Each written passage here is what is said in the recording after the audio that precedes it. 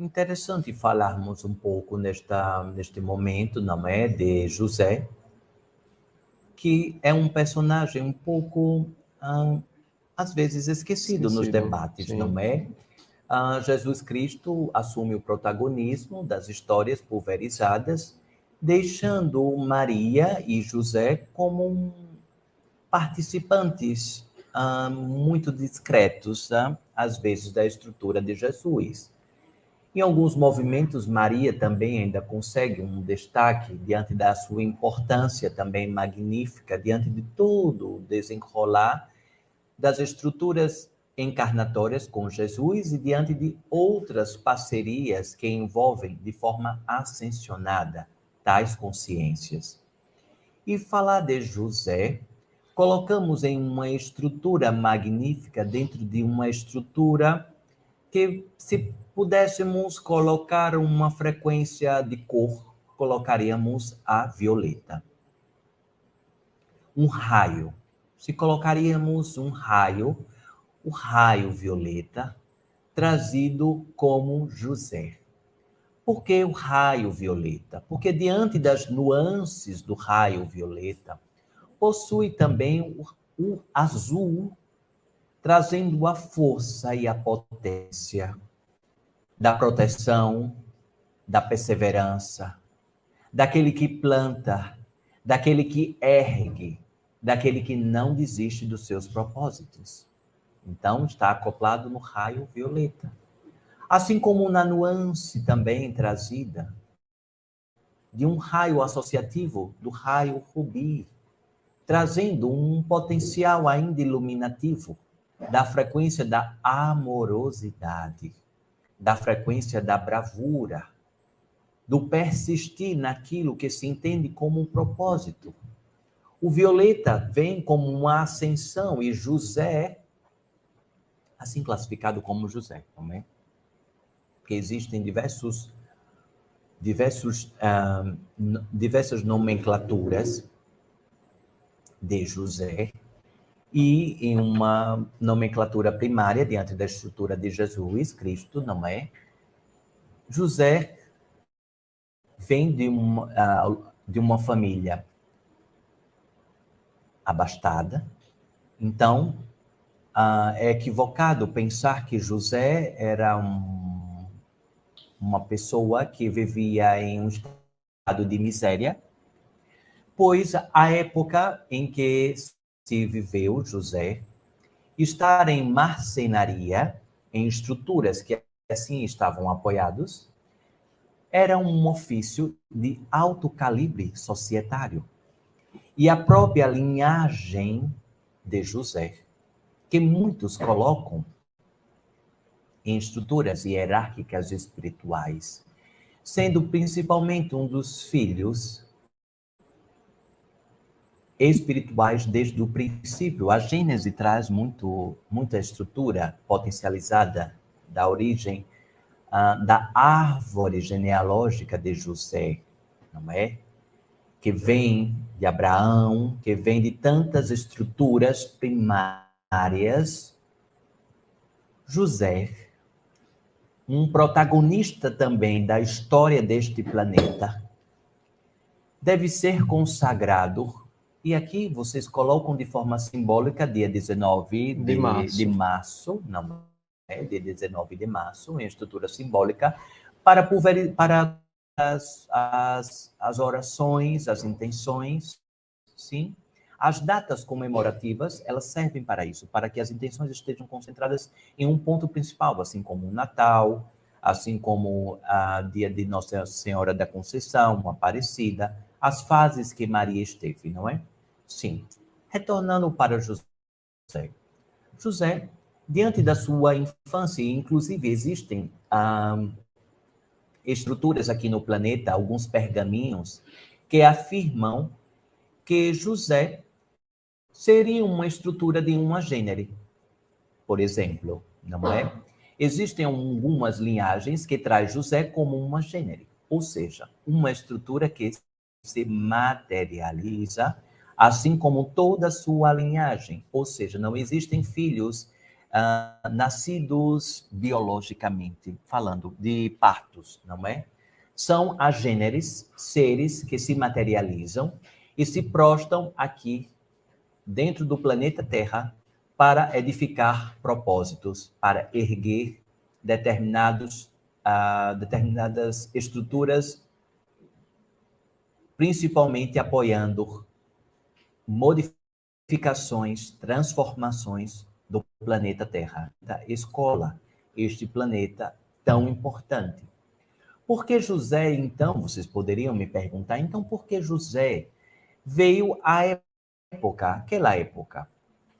José esteve diante do seu processo encarnatório e assim parecido, similar como Jesus, cerca de 100 a 120 anos dentro da cronologia de vocês para que o campo de José, este mestre, estivesse associado à estrutura do planeta Terra, pudesse estar materializado como uma gênere aqui no planeta Terra. E então, José materializa para auxiliar a neutralização do campo planetário para a chegada do Mestre Jesus. Então, José, ele chega em um princípio, assim como já estavam também outros mestres aqui apoiados, como Santana, como Joaquim, estavam também aqui já alicerçados. Santana e Santa Ana, não é? Santa Ana, Ana, mãe de Maria, Joaquim também, estavam aqui também de forma pretérita. E existe, inclusive, um pouco distanciando da história de José, mas associado, que Joaquim e Ana, de forma similar à estrutura de como Jesus foi concebido, assim Maria também foi concebida, em uma estrutura encarnatória de acoplagem ufológica. Seres ascensionados, eles são acoplados e revestidos nas suas experiências, acoplando-se ao veículo útero, estrutura natural de um corpo humano. Aquela semente estelar produz em uma velocidade gestatória muito rápida, produzindo o mestre ali a ser encarnado. Precisa da cápsula envoltória do útero para que a matéria esteja empreendida diante do enlace espiritual daquele mestre, retornando a José. Então, José vem a este planeta neutralizando, apoiando-se também nas estruturas de Ana e de Joaquim, para a chegada também de Maria e para a chegada posterior de José. Qual o propósito efetivamente de Jesus? Qual a estrutura, o propósito de José dentro da história deste planeta? Caríssimos, estamos falando em um movimento planetário da barbárie.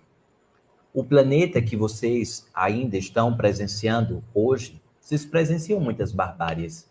As guerrilhas que acontecem em diversos locais ainda deste planeta, principalmente em África, hoje chamado mais atenção em Ucrânia e Rússia, mas diversas guerrilhas acontecem há dezenas de anos em continente africano, por exemplo.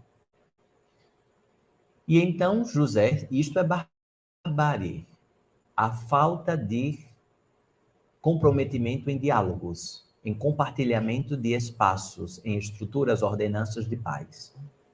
Imaginem, caríssimos, a época de José, onde as leis eram completamente colocadas em escrituras, que as traduções eram questionadas, e que as escrituras, ou seja, o ato religare, o ato religioso, estava em uma ordenança extraordinariamente associada ao Estado. Pois, principalmente, que os grandes imperadores eram os deuses plasmados, se sentiam como se deuses fossem porta-voz de Deus aqui na Terra. Então, José tem uma extraordinária trajetória em propósito aqui no planeta Terra para edificar algumas provocações, principalmente no Sinédrio. José esteve associado também ao Sinédrio, ou seja, às estruturas associativas de comando e de fomentação de conhecimento à época. Colocar José como um nobre e simples carpinteiro, caríssimos, coloca-o como se fosse, inclusive, às vezes, analfabeto, não é?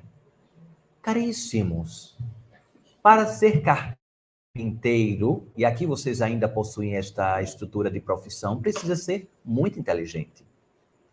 É um engenheiro, precisa saber de cálculo, de proporção, de matéria, de tantas estruturas necessárias matemáticas e da engenharia. Percebem, caríssimos? Então, se vocês observarem, é preciso um amadurecimento para colocar José em seu devido lugar. Marceneiro, carpinteiro, assim como integrante dos movimentos de conhecimento à época. E então José já começa a pulverizar e a questionar os fariseus e os caduceus.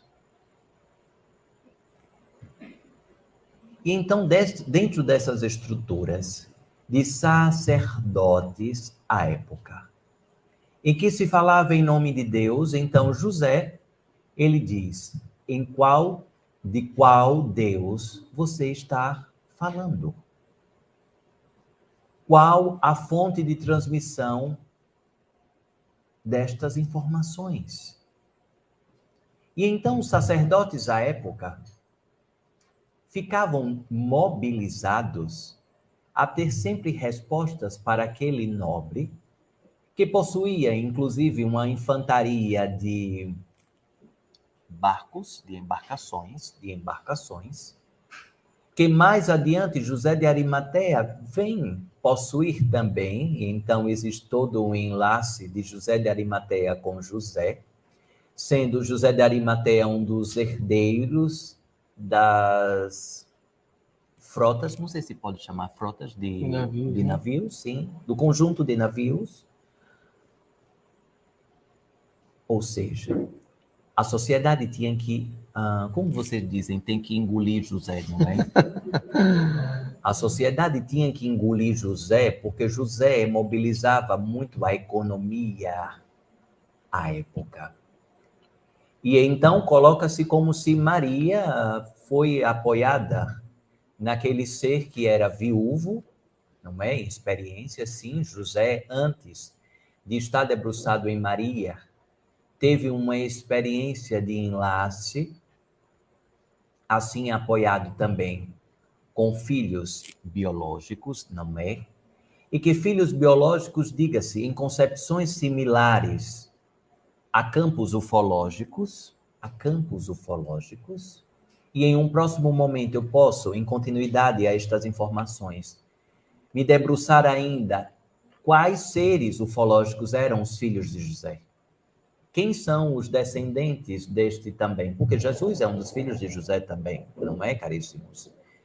Então, quem são esses antecessores de Jesus em termos de filiação? Posso me debruçar também, caso vocês queiram, não é? Diante da história de José.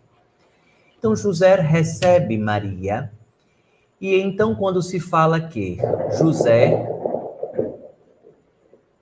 repulsa Maria quando sabe que ela está grávida. Caríssimos, vocês efetivamente concebem esta verdade de que um ser em ascensão repulsaria uma outra ser em ascensão, todos conscientes dos seus propósitos? Fica algo meio estranho, não é? Então, peço que vocês filtrem esta trajetória tradutória da história. José, sim, recebe também o mesmo anjo da Anunciação para mostrá-lo que, a partir daquele momento, o Mestre Jesus estaria acoplado e que iniciaria todos os processos derradeiros à época, como um divisor de história, como hoje vocês têm no seu calendário, antes de Cristo, depois de Cristo. Então, José vem para arrumar o ambiente, para organizar o ambiente, assim como Maria, diante das suas iniciações. Maria, antes da concepção de Jesus, há toda uma experiência, juntamente com Ana, no que hoje vocês consagram como o sagrado feminino. O estudo das luas, a associação do corpo e a integração do útero a todos os planetas associados nesta galáxia. Caríssimos, Maria já sabia tudo isso. Maria não pode ser colocada como uma infante que se casa como José sem saber nada. Coloca Maria também como uma ignorante. Maria era uma sacerdotisa do sagrado feminino. Assim como Ana, a sua mestra e professora, pois assim a mãe debruçava para as suas filhas todo o arcabouço de conhecimento e as iniciações naturais à época. Hoje, onde vocês entendem como Capadócia, em um país, vocês colocam como Turquia, sim. Ali era um local de grandes iniciações, Quem puder algum dia, nesta encarnação, vá até este local. Vai ter um divino aterramento lá, né? Sim, verdade. Em breve terá um divino aterramento neste local, em Capadócia, onde estarei mostrando e fazendo algumas conexões nos locais destas iniciações, algumas que forem possíveis, por óbvio. Respeitaremos sempre as ordenanças físicas, não é? Deslimitações, talvez, não sei. Então, Maria tem todas essas iniciações e jamais pode ser tratada como uma ignorante, como um ser que somente o único papel dela foi trazer Jesus à matéria. Caríssimos. Além de... Não fiquem presos, caríssimos, na estrutura ginecológica de Maria, se Maria ficou virgem ou deixou de ficar virgem. Caríssimos. Isso é irrelevante. Isto é irrelevante na hora do parto. Se Maria, depois do parto de Jesus, isso vocês estão se colocando em estruturas. A Virgem Maria, a Mestra Maria. A Mestra Maria. A Mestra Maria. Porque o estado ginecológico da Mestra Maria não faz nenhuma diferença na sua importância para a história deste planeta. Isto é uma violência de gênero que é feito com a Mestra Maria diante da sua história. Colocá-la, se não for virgem, como menor, como menos. Ou seja, uma violência de gênero. Uma violência de gênero, porque nunca ninguém questionou a integridade de virgindade de José, nem de qualquer outra estrutura que venha na sua linhagem. Mas só se questiona a linhagem ginecológica de Maria. Violência de gênero, caríssimos. Fazer um filtro reflexivo da história é muito importante, porque lembrem que houve diversas traduções. Diversas traduções. Vocês hoje ainda vivem em uma torre de Babel, em que existe inglês, espanhol, francês, italiano, português, húngaro e tantos outros dialetos, Torre de Babel. Achar que vocês estão livres da estrutura de Torre de Babel, não estão, caríssimos. A história passa, mas as estruturas dos espectros espirituais estão em lições disfarçadamente diferenciadas, mas que, na realidade, vocês ainda estão vivenciando uma fase de Torre de Babel. Quem ainda não leu a estrutura, a fase em que o planeta passou da Torre de Babel, por favor, caríssimo, se debruce a essa literatura. Vou deixar como, não o tratamento da semana, vou deixar como uma indicação, não é? Uma indicação de aprofundamento de estudo. Sim? Então, José, dentro da estrutura que hoje eu posso conduzir, traz essas reflexões para vocês. Em um próximo tratamento, posso pulverizar o debruçamento dos outros filhos de José. Quais as importâncias das estruturas? Lembrem sempre do ato reflexivo coletivo ascensionatório. Não se valendo se José se relacionou fisicamente ou não. Lembrem-se, mestres se relacionam em estruturas ágapes. Assim como jamais vocês devem questionar a estruturação de Jesus com Madalena. Amor ágape, amor de almas, amor de almas. Não adoto a linhagem que Jesus e Madalena teve filhos e deixou aqui linhagem como Sara sendo a sua filha. Não adoto. Acredito que esta linhagem seja algo profetizada, buscadora de linhagem. Então, quem são os filhos de Sara? Quem são os filhos, então, da linhagem real? Porque o Santo Graal vem de ordenanças que independem dessas estruturas. E aqui já falamos do Santo Graal. Assim seja, não é?